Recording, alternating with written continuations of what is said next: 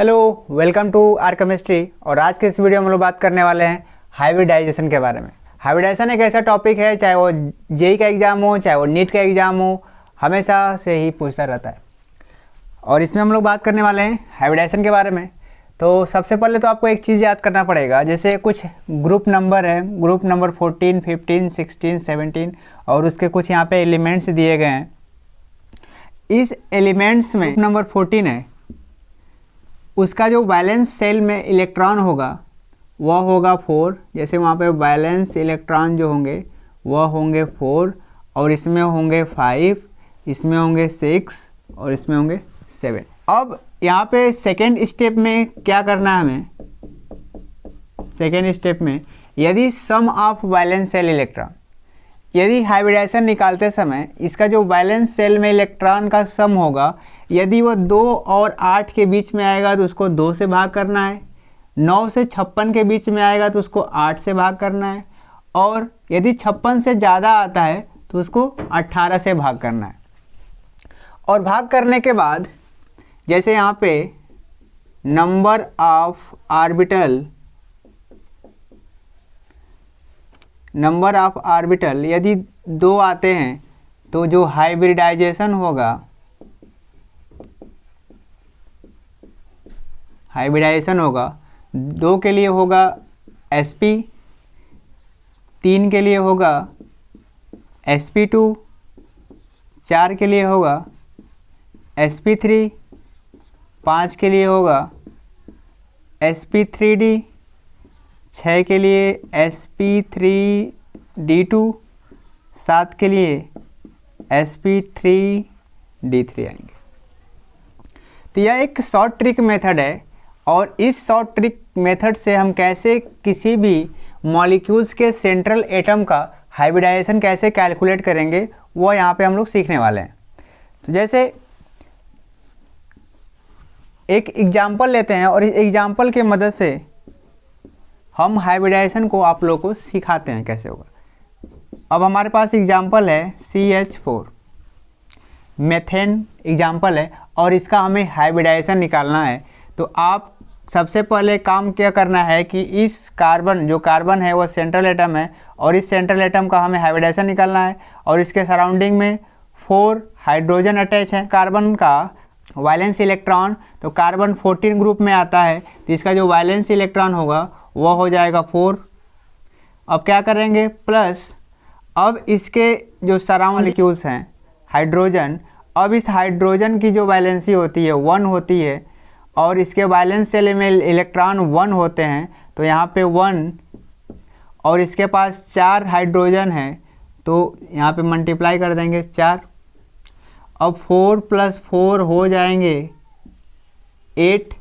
और यहाँ पे देखिए जब वैलेंस सेल में इलेक्ट्रॉन जो आएगा उसका जो सम होगा वो 2 और 8 के बीच में आएगा, तो हमें भाग करना है 2 से, तो यहाँ भाग करेंगे 2 से। अब जो आ जाएगा 4, वो जो 4 आएगा, 4 नंबर ऑफ ऑर्बिटल होंगे, तो 4 किस में है, 4 इसमें, तो इसका जो हाइब्रिडाइजेशन हो जाएगा sp3 हो जाएगा। सेकेंड एग्जांपल की बात करें CO2। अब इस कार्बन का देखिए, कार्बन के 14 ग्रुप में है, तो वैलेंस सेल में इलेक्ट्रॉन जो होंगे 4 हो जाएंगे, प्लस ऑक्सीजन 16 ग्रुप में आता है, तो इसके वैलेंस सेल में इलेक्ट्रॉन हो जाएंगे 6। 2 ऑक्सीजन के मॉलिक्यूल्स हैं, तो यहाँ पे तो 6 दूनी 12, 12 4 16, 16 जो है 9 और 56 के बीच में आता है, तो हमें भाग किससे करना है, 8 से भाग करना है, 8। अब 16 में 8 का भाग जाएगा तो 2 हो जाएगा। अब 2 नंबर ऑफ ऑर्बिटल आ गए 2, तो 2 हाइब्रिडाइजेशन हमारा हो जाएगा sp हो जाएगा। थर्ड एग्जाम्पल की बात करते हैं, तो थर्ड एग्जाम्पल है NH3 अमोनिया। अब यह नाइट्रोजन सेंट्रल एटम है, नाइट्रोजन के वैलेंस सेल में इलेक्ट्रॉन, नाइट्रोजन कहाँ पर पाया जाता है, तो 15 ग्रुप में पाया जाता है, और इसका जो वैलेंस सेल में इलेक्ट्रॉन होते हैं 5 होते हैं, तो 5 प्लस हाइड्रोजन के वैलेंस सेल में इलेक्ट्रॉन 1, हाइड्रोजन की संख्या कितनी है 3, तो 5 और 3 हो जाएंगे 8। अब 2 से 8 के बीच में है तो हमें भाग करना है 2 से, अब आएगा 4। अब जब 4 नंबर ऑफ ऑर्बिटल आ गए हैं तो 4 के सामने है sp3। चौथा एग्जाम्पल देखते हैं, H2O। इस H2O में ऑक्सीजन है सेंट्रल एटम। अब इस सेंट्रल एटम से अटैच है हाइड्रोजन, तो इस ऑक्सीजन किस में पाया जाता है? 16वें ग्रुप में। तो उसके वैलेंस शेल में इलेक्ट्रॉन 6 प्लस हाइड्रोजन के वैलेंस में 1, कितने अटैच हैं? 2। तो यहाँ पे हम मल्टीप्लाई कर देंगे, 2 से 6 और 2 8, 8 में भाग देंगे 2 से, तो आएगा 4 और 4 यहाँ पे 4 के सामने है sp3, एक s ऑर्बिटल और 3 p ऑर्बिटल। यह रहा sp3 हाइब्रिडाइजेशन। अब एग्जाम्पल नंबर 5 की बात करें, एग्जाम्पल नंबर 5 IF7। अब इस I का 17 ग्रुप में पाया जाता है, तो उसके वैलेंस शेल में जो इलेक्ट्रॉन होंगे 7 प्लस। अब इस फ्लोरीन की बात करें तो फ्लोरीन के वैलेंस शेल में इलेक्ट्रॉन 7 और कितने फ्लोरीन के अटैच हैं? तो 7। तो यहाँ पे मल्टीप्लाई कर देंगे 7 से, तो 7 प्लस 7 49। अब इसको जब जोड़ेंगे तो 7 7 14 16, यहाँ पे हो जाएगा 56। अब इस 56 देखिए, तो 56 जो है किस में आ रहा है? 9 से 56 के बीच में यहाँ पे है, तो हम भाग करेंगे 8 से, 8 देंगे तो आएगा 7 और 7 ऑर्बिटल, नंबर ऑफ ऑर्बिटल 7, तो 7 के सामने है sp3d3। छठवां एग्जाम्पल है SO4 पे 2-।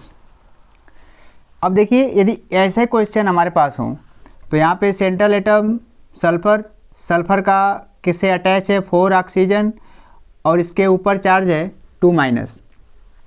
अब करेंगे क्या? तो इस सल्फर के वैलेंस शेल में जो इलेक्ट्रॉन होगा वह होगा 6 प्लस ऑक्सीजन के वैलेंस शेल में इलेक्ट्रॉन होते हैं 6, कितने ऑक्सीजन के मॉलिक्यूल्स? 4। अब यहाँ पे यदि निगेटिव है तो निगेटिव को हम क्या कर देंगे कि जितने निगेटिव रहेंगे उतने हम जोड़ देंगे, यदि यहाँ पे पॉजिटिव चार्ज रहेगा तो उतने हम घटा देंगे। अब 6 प्लस 6 चौको 24, 24 और 2 26, 26 और 6 32। अब यहाँ पे 32 देखते हैं तो 9 से 56 के बीच में आएगा, तो हमें भाग करना है 8 से, भाग देंगे तो आएगा 4 नंबर ऑफ ऑर्बिटल 4 आ गए, तो 4 के सामने sp3, तो जो हाइब्रिडाइजेशन हो जाएगा sp3 हो जाएंगे। ऐसे ही एग्जाम्पल 7 की बात करें, NH4 पे पॉजिटिव चार्ज, अमोनियम का निकालना है। नाइट्रोजन का वैलेंस शेल इलेक्ट्रॉन, नाइट्रोजन किस में है? 15 में, तो इसके वैलेंस शेल में इलेक्ट्रॉन होंगे 5 प्लस हाइड्रोजन के वैलेंस में 1, कितने अटैच हैं? 4। अब यहाँ पे प्लस है, तो जितने प्लस रहते हैं उतने हम घटा देंगे, 5 प्लस 4, 4 1 जा 4, 4 में से घटेगा तो 3 हो जाएगा, और इसको ऐड करेंगे तो 8। अब यहाँ पे देखिए 2 और 8, तो भाग किससे करना है? 2 से, यहाँ पे आएगा 4 और 4 का हो जाता है sp3। जैसे यदि हम बात करें XeF4, यहाँ पे जो सेंट्रल एटम है Xe है। अब यह जो एलिमेंट है यह नोबल गैस है और यह पाई जाती है 18 ग्रुप में, तो इसके वैलेंस शेल में जो इलेक्ट्रॉन होता है 8 होता है प्लस। अब यहाँ पे फ्लोरीन देख रहे हैं तो 17 ग्रुप में, वैलेंस शेल में इलेक्ट्रॉन 7, कितने अटैच हैं? 4, तो 4 कर देंगे। अब 8 प्लस 7 4 करेंगे तो 28, और यहाँ पे इसको जोड़ेंगे तो आएगा 36। अब यहाँ पे ध्यान देने वाली बात है कि जैसे ही 36 आया, अब यहाँ पे देख रहे हैं 9 और 56 के बीच में आएगा, तो भाग किससे करना है? 8 से। 8 से भाग करेंगे। जैसे हम भाग करें, इसका हम भाग करते हैं 8 से, तो 4 बार जाएगा, 8 चौक 32, यहाँ पे बचेगा 4, भाग नहीं कटेगी। तो अब इस 4 को भाग करेंगे 2 से, अब इसको भाग करेंगे 2 से, तो यहाँ पे आएगा 2 बार में जाएगा। अब क्या करेंगे, इस 4 और इस 2 को हमको जोड़ना है, तो 4 2 हो जाएगा 6, नंबर ऑफ ऑर्बिटल हो जाएंगे 6। अब इस 6 के सामने हो जाएगा sp3d2, तो इसका जो हाइब्रिडाइजेशन हो जाएगा sp3d2 हो जाएगा। ऐसे यदि भाग पूरी तरह न जाए तो हम क्या किए हैं, एक बार 8 से भाग दिए हैं तो 32 हुआ, यहाँ पे रिमाइंडर बचा 4। अब इस 4 में हम बस भाग करेंगे किसका, तो 2 से भाग करेंगे, तो कितनी बार जाएगा? 2 बार जाएगा। अब इस 4 और 2 को जोड़ देंगे तो हो जाएगा 6। ऐसे हम निकाल लेंगे यदि जिसकी भाग पूरी तरह नहीं कटती है। जैसे एक एग्जाम्पल और बात करें SF6 की, SF6 की बात करें तो सल्फ़र के वैलेंस सेल में इलेक्ट्रॉन होगा, सल्फ़र के वैलेंस सेल में इलेक्ट्रॉन होंगे 6 प्लस, अब यहाँ पे फ्लोरीन के वैलेंस सेल में 7, इससे अटैच कितने हैं 6, तो 6 से मल्टीप्लाई कर देंगे। अब 6 प्लस 7 6 जा 42, इसको ऐड करेंगे तो हो जाएगा 48। किसके बीच में आ रहा है? 9 और 56 के बीच में आ रहा है, तो भाग करेंगे 8 से, ये तो कट गया, 8 6 जा 48, 6 आ गया, तो 6 आता है तो होता है sp3d2। बात करें PCl3 का। अब इस PCl3 में बात करते हैं तो फास्फोरस के वैलेंस सेल में 5 इलेक्ट्रॉन, अब क्लोरीन के वैलेंस सेल में 7, तो 7 3 से अटैच हैं तो 3, यहाँ पे हो जाएगा 5, 7 3 जा 21, हो जाएगा 26। अब यहाँ पे इसके बीच में आ रहा है तो भाग करने वाले हम लोग 8 से। अब से देखिए, जैसे 26 में हम भाग करें तो कितनी बार जाएगा? 3 बार। कितनी आएगा यहाँ पे? 2। अब इसमें हम बताए हैं कि फिर जैसे रिमाइंडर बचता है फिर भाग करें 2 से, तो 2 1 जा 2, कट गया। अब इन दोनों को हमें क्या करना है? जोड़ लेना है, तो 3 + 1 हो जाएगा 4, और 4 आता है तो इसका हो जाएगा sp3। Thank you so much.